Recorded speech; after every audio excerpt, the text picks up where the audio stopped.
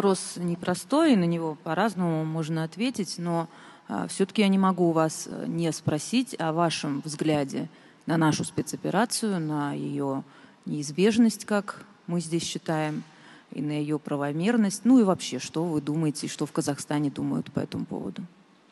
Разные мнения по этому поводу, я прямо скажу. Общество у нас открытое, зрелость гражданского общества налицо, поэтому разные мнения высказываются. Но я хотел бы отметить следующее, что современное международное право – это устав Организации Объединенных Наций, но два основных принципа, заложенных в устав, в настоящее время пришли во взаимное противоречие друг с другом. Это территориальная целостность государства и право нации на самоопределение.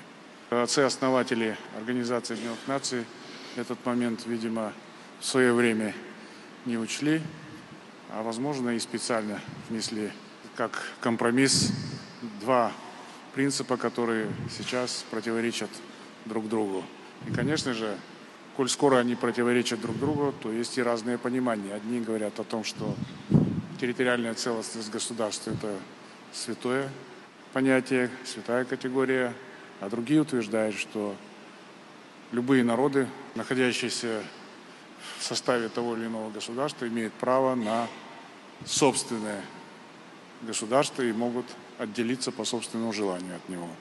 Но вообще подсчитано, что если право нации на самоопределение в реальности будет реализовано на всем земном шаре, то вместо 193 государств, которые сейчас входят в состав Организации Объединенных Наций, на Земле возникнет более 500 или 600 государств. Конечно же, это будет хаос.